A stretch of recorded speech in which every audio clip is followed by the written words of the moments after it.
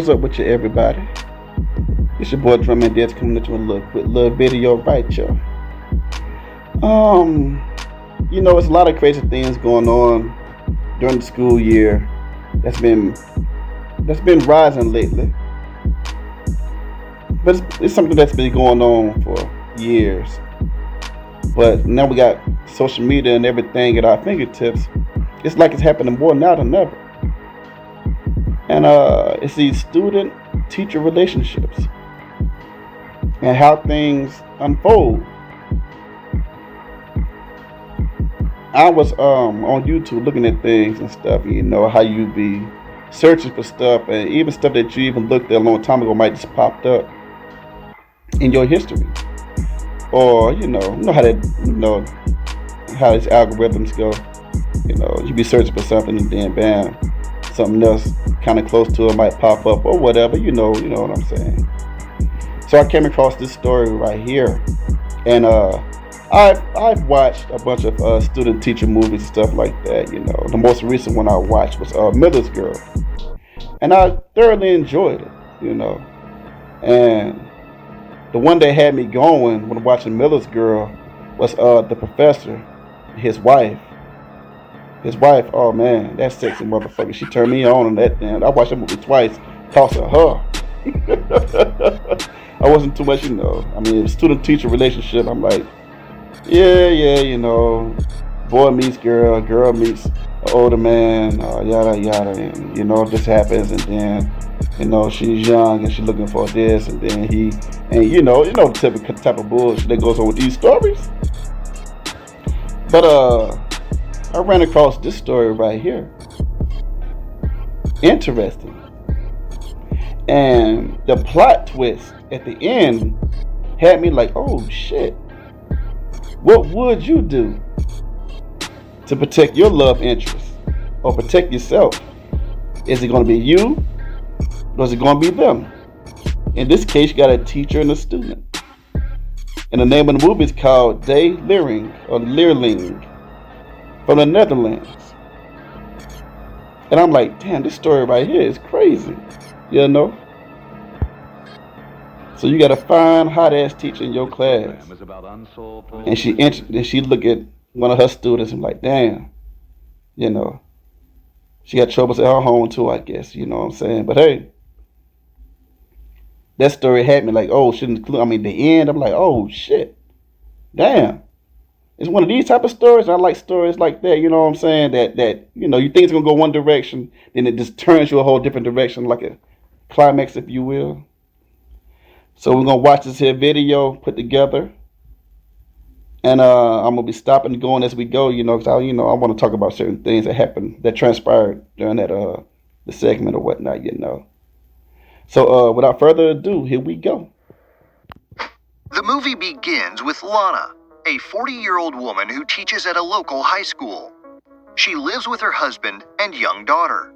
One night, when she's lying in bed with her husband and daughter, the husband tries to touch her back. However, she quickly moves his hand away. Soon after, she lets her daughter play with her. The next morning, Lana takes a surprise test in her class. After giving the students some instructions, she asks all of them to perform as best as they can. Every student starts to write on their quiz papers except for one. A new student named Benny doesn't write anything on his paper. Instead, he keeps staring at Lana with an infatuated look. Lana notices Benny looking at her, but she doesn't say anything. She keeps focusing on her work. Later, she goes to pick up her daughter from the preschool area. When she makes it to the car, she notices Benny playing with his dog and stares at him for a while. As the infatuation begins, things that start so simple, or things that just come out of the blue.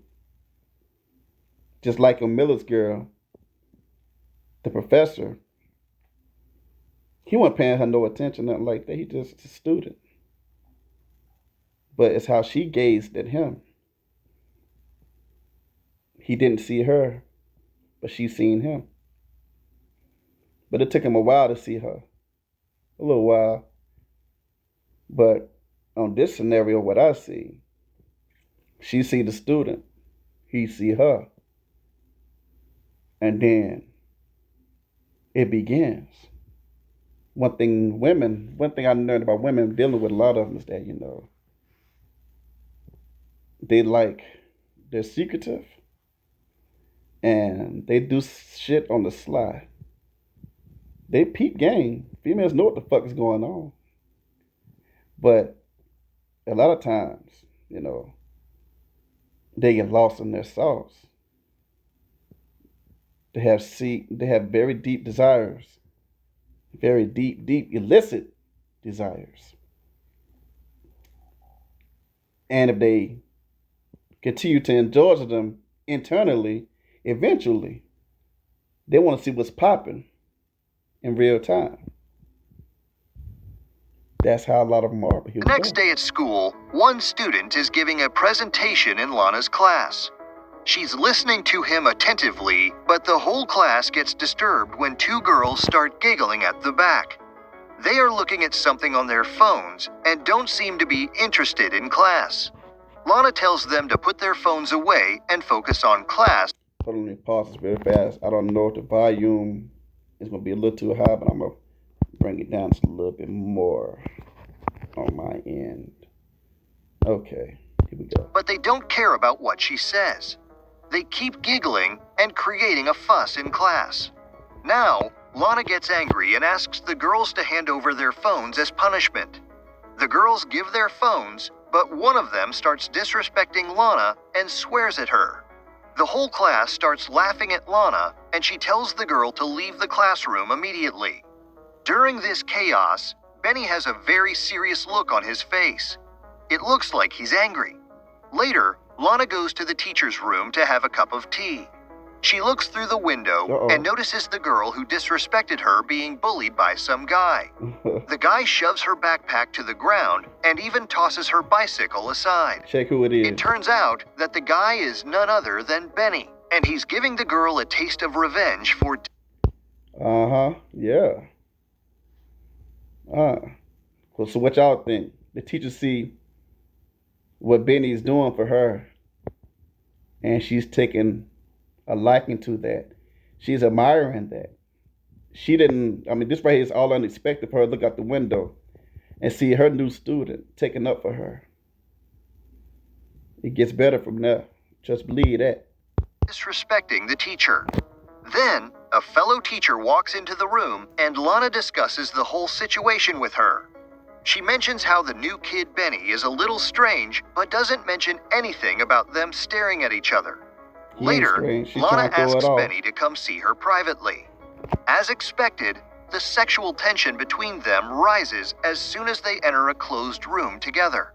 Lana tries to play it cool by asking Benny if he's enjoying his new school, but he responds coldly by asking her what she wants from him. Bam.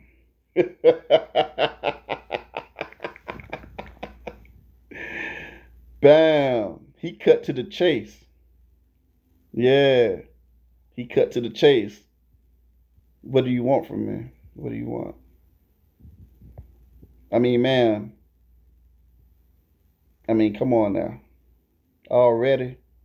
See, by her doing that, she trying to feel him out. See how cool and calm and collected he is. Trying to see what she's dealing with. Because deep down inside, he making that damn cat moist. And him, like, he picking up a little something too. This ain't his first time, I bet you. Wherever school he coming from, he probably tried to do the same thing at the other school too. So he's just going off what he know. And she gazing at this dude. Because deep down inside, she want him inside of her. Let's go. Explains that she's just concerned about his performance in school and that she saw him bullying another student. But as she tries to talk to him, she mistakenly puts her hand on Benny's leg. This makes him smile because he thinks she's interested in him. Yes. When women touch you, there's an interest. It's a certain way they'll touch you. There's an interest there. That's what I do know. It's positioning, how they position their body. Sometimes they'll twirl their hair when they gaze into your eyes, talking to you. And they want you to see them. So let's look at her position, her body, and why she's talking to him. Because she's turned from, you know what I'm saying, to now she's in a little bit more defensive because she turned away. He peeked it out. You touched his leg, Ma. Come on now. You touched his leg. He know what time it is. Lana quickly covers it up by asking if he expects anything from her, but Benny laughs and says she can't help him. Then he gives her a smirk and asks if they're done for the day, and Lana says yes before leaving the room. Later that night, Lana is checking her students' exams at home when she notices that Benny's marks are low compared to everyone else. This troubles her because she wants to make him perform better. The next day, Lana teaches her class as usual. She's just about to leave when she notices Benny's bag on the floor. She picks it up and opens it. She finds Benny's sweater inside, so she takes it out and sniffs. That scent. She wants him. The crazy, ironic thing is that in Miller's Girl, the professor, he had her cell phone by accident inside his bag. And she called his house. And like, oh shit, yeah, I do got your cell phone. So before him and his wife was about to leave or whatever, because they was waiting for, to get some type of confirmation or whatever to leave, you're like, yo, let me run this, take this phone to my student. His wife, unbeknownst to his wife, like, oh, okay, go ahead, go, all right. So he left, and then, one thing led to another, But here we go. She's taking in the scent of this child. She's infatuated with him. He did a good deed for her, taken up for her by a rude student. When things ain't going right with some women, it don't take much to get them going, especially if they're very attracted to you. The laws of attraction don't work for everybody. But in some cases, like you see right here, she's taking it all in. Let's go. Is she attracted to the 17-year-old kid? Yes, she is. After this, she runs off to the restroom to wash up. To her surprise, Benny sneaks up from behind and starts touching her inappropriately. Lana's expressions show that she's enjoying it, but she tries her best to force him to stop. She says that they shouldn't be doing this, but he doesn't listen and keeps going. Just when she's about to surrender to Benny's touch, she suddenly steps back and denies it. She then tells him that this kind of situation should never happen again. Before leaving, she also warns him that if he ever tries to touch her again, she will make sure he gets expelled. The next day at school, Lana tries her best to focus on work, but she looks distracted. She gives the students some classwork, but Benny doesn't do his work and only keeps staring at her. After class, Benny approaches Lana in the hallway and invites her to join him in the evening. However, Lana firmly says no and explains that whatever happened between them was a mistake and that it should never happen again. She walks out to the parking lot where she finds her car completely thrashed. It begins. Now you got a problem on your hand, Ma. You got a problem on your hand. What you gonna do about it? What you gonna do about it? Huh? You already got to third base. He got that far with you. Well, I'm gonna say second base. And you was about to go all in, but yeah, you stopped yourself. But y'all on school grounds, baby. Y'all on school grounds. You damn near, oh man. But now, it's on. Here we go. The door is cracked and the side mirrors are broken. She looks around to find the perpetrator, but nobody is around. At this point, she thinks that Benny might be taking revenge because she rejected him. Later, Lana picks up her daughter from school and notices a group of young boys. She thinks one of them is Benny because he's wearing a black hoodie, but she's only fantasizing. She's looking for him. When she gets home that day, she starts working in the garden to distract herself. Her husband comes and asks about what happened to the car, but Lana quickly makes up a story about driving too close to a street. Now, how many of y'all will actually tell your significant other the truth about what possibly happened to your vehicle? She can easily say, "I don't know what happened. I came outside from work and I seen it. Like, I was like, oh my god, I don't know, somebody must have ran into it or something, but I didn't see it. But I came out to my car and the mirror is broken." She could have said that. That's what I'm thinking. But no, no. She made up a lie because she's thinking that, well, she's overly thinking because she had to reject somebody that she liked. She wants him, but she don't know how she wants him. There's a lot of things going on inside her mind, but she is sexually frustrated. And she wants things to happen, but then she don't want things to happen. But now things are happening, and something got to happen for this shit right here to stop. Here we go. Lamp. Her husband is suspicious and says that he doubts whether a lamppost could cause such cracks, 100. but she claims that they did. After this cold interaction, her husband simply walks away. The next day, Lana gives another assignment to her students in class. This time, they're supposed to write a cover letter explaining why they are qualified for an internship.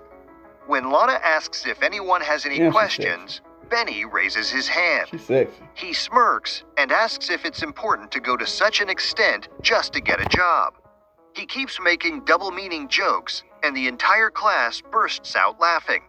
Lana gets very angry, grabs his bag, and throws it outside as she yells at him to leave the classroom. Unfortunately, all the other students are also being disrespectful and take Benny's side. One of them even throws a duster at the board. Seeing this, Lana leaves the classroom and goes home. The next morning, she goes on a morning jog in the forest, but feels like someone is following her. She stops and looks around for a moment, but doesn't see anyone there. Still, she quickly flees from the place. Later that day, she's reading a storybook for her daughter when the phone starts ringing. She picks up, but nobody speaks on the other end. This keeps happening for a while until she realizes that it's Benny trying to mess with her. She hangs up the phone and puts it aside. After some time, she goes to school to take her classes, but stops when she sees Benny sitting inside the room. She feels super uncomfortable, so she decides to flee by pretending to be ill and asking her boss for a day off. At home, Lana's husband asks about her day and why she came back home so early. She lies and tells him that she gave her students an interview assignment and got free early. The next morning, after dropping her daughter off at school, she pulls over at the riverside. She takes a few moments to herself to think about whatever is happening. Then, she decides to go to the museum to clear her head. As she's walking around and enjoying the art pieces, she suddenly notices Benny. It turns out that he's been following her around everywhere. Lana panics and tries to run from the area. She walks down the stairs, but Benny keeps following her. Then she manages to make it inside the elevator, but just when the doors are about to close, Benny enters as well. Now the two of them are trapped inside the lift together. This is what she wanted. Women act a certain way. Women often act out when it's something they want but they can't have, they can't get. Something that's highly unauthorized, that they shouldn't even be with. A lot of things go on within a woman. But please believe this. When they want something, they want it. And it fucking irks their soul when they can't have it. They can tell you all types of lies about this, that, and the third, or how they actually operate. But no. They have illicit desires. This right here is one of them. Something they shouldn't be doing. Something they don't have any business being around. But it's something about this intrigues them, keeps that spark going. The thrill of getting in trouble. Women lack the sense of danger. This right here is a dangerous situation she's putting herself in. But she likes it. She wants it. She gotta have it. She can't help it.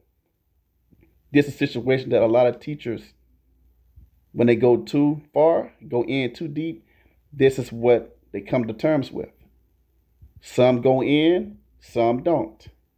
Y'all see in a lot of cases, a lot of these teachers are going down because of these types of interactions.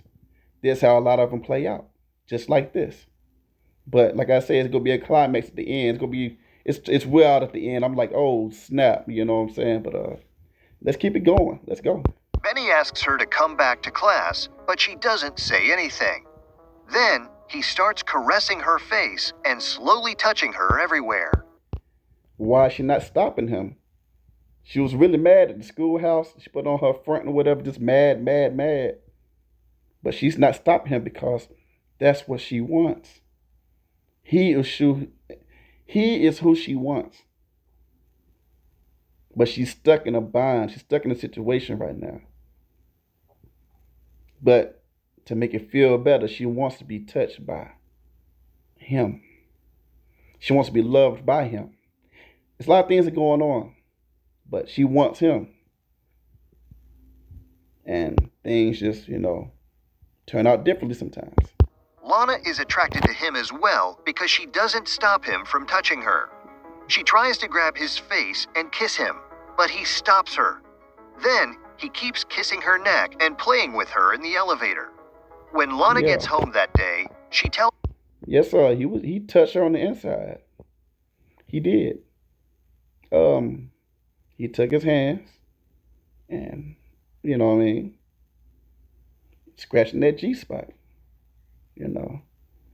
Just like in just like on Miller's Girl, we don't know if the professor had sex with the student or not. It just showed them kiss. And that's it. So it's leaving your mind to wonder what else transpired. Same situation here. He started touching her everywhere she wanted to be touching. And see how she gave in. After all that shit, he fucked your car up. He's calling your home. He's disrupting class. And you still want him to touch you. Women lack the sense of danger. Okay? She went too far. She's in too deep. Now he has her. Okay? Her husband about a nightmare she had. She says that while her husband and daughter were on the beach, she saw herself being drawn into the ocean. The current was so strong that he couldn't even pull her out. Lana gets very emotional while telling this dream, so her husband comforts her. The next morning, Lana goes on her morning jog, but stops at the riverside for a while. She throws a rock into the sea and starts planning something. Later, she reaches the school, but instead of going to class, she sneaks into the head office. There... Hey, look, I know y'all hear me in the background, man. She's sexy. I don't know who this actress is out there in the Netherlands, but Ma, you sexy. And if you are in your 40s, I'm in my 40s too, baby. Hey, just believe, yeah, you got it going on for real. You just, you sexy. You sexy. She steals the upcoming final exam and stuffs it inside Benny's coat. She knows that someone will catch him, and that's exactly what happens. While Lana is in the staff room with other teachers, she sees Benny being detained by security outside. He immediately gets kicked out of school for stealing the exam papers, and Lana is super happy to know that he will no longer be an issue in her life. In the next scene, Lana and her husband are enjoying a romantic time at the lake. Suddenly, her husband disappears and she starts panicking. Then, he screams as he emerges from the water, and that's when Lana wakes up from her dream. It looks like she was having another nightmare. Even though everything is supposed to be fine in her life now, Lana starts missing Benny after a few days. She starts fantasizing about the times he groped her in the bathroom and the elevator. She also misses seeing his cute face in class. Eventually, she becomes so desperate for him that she fantasizes about sexual activity with him. One day, she takes her daughter to a bookstore to buy her a gift. However, just when she's leaving, she notices that her daughter has disappeared somewhere. She tries to look for her, but the little girl is nowhere to be found. She informs the store owners and the police immediately. Then, While going through the security camera footage, she notices Benny leaving with her daughter. Before she can talk to the cops about him, she gets a call from her husband saying that he's found their daughter. She apologizes to the cops for making a fuss and goes back home to her family. Later, Lana wakes up in the middle of the night because she hears loud, repeated knocking on the front door. Her husband is asleep, so she goes and reaches for the door slowly. She's scared to see Benny on the other side, but to her relief, it's just a storm. Lana keeps having sexual fantasies about Benny all the time, and she's unable to focus on anything else. Even when she's working in the kitchen, she's too caught up in her thoughts about Benny until her husband... Yeah. Her husband had to get her out that damn drunken stupor. She did what she did to get rid of him, right? She did some childish shit to get him in trouble. So she got her payback, her lick back for him allegedly breaking her damn window, all right? And calling her house and shit. In turn, she's still trying to save her ass because by him doing what he did with her, she allowed him to do it. Her career's in trouble, and her marriage is now in trouble. So she had to do what she had to do to get rid of him. But as you can see, she misses him. This is something that her husband can't fix. She wants Benny bad. This man gonna fuck up your life, girl. He gonna fuck up your life. You did what you had to do to get rid of him, but you still want him around. Women lack the sense of danger. But you know, it's gonna change at the end. Watch this. Here we go. Shouts her name from behind. After all this, Lana drives straight to Benny's house and patiently waits for him outside. After some time, he shows up on his scooter and rides away. Seeing this, she starts following him on the road. When they finally get to a secluded area with no other cars, she takes a deep breath and then violently smashes her car into his scooter, making him fall to the ground. She keeps driving ahead for a bit and eventually stops her car. In the final scene, she gives herself a moment to pull herself together before stepping out to go see him. The moral of the story is to control your urges and not engage in a dark fantasy with a forbidden lover. Chances are that it'll end with one of you being dead. And that's it for this movie recap. If you were Lana, would you rather kill Benny or leave your husband and daughter for a 17-year-old boy? Let us know in the comments below. If you enjoyed this video, we're sure you'll like this one even more. And there you have it.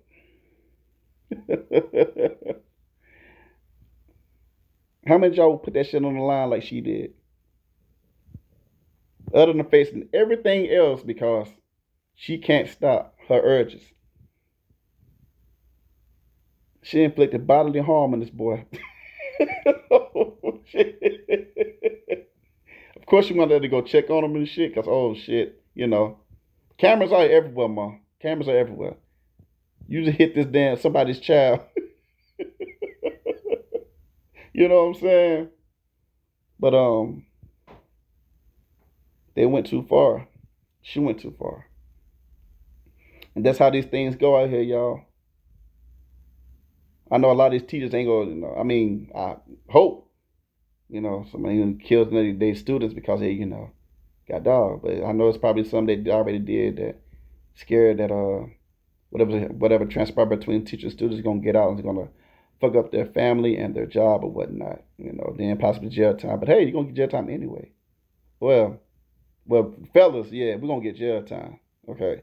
A lot of these women gonna get a slap on the wrist or something like that. Or they gotta get caught like 13 million times before the government decide to do something about it, you know what I'm saying? But as you can see, a story like this happens all over the world. Okay. These movies like this are made for a reason. Because it's actual facts and actual things that goes on behind the scenes or in real fucking life. One thing with people, because we're so social, we get together and we, one thing lead to another, especially when dealing with women. You might not like this motherfucker one day, and then 2 days later, y'all kicking it all every day. And then you're like, damn, I like this. Damn, man, she low key cute. Then they say, hey, you want to come kick? Hey, then they say, no, you slide them in between them guys. you know. But when things ain't transpiring right at home, some people go outside the box, and that's something that these teachers are getting caught up in.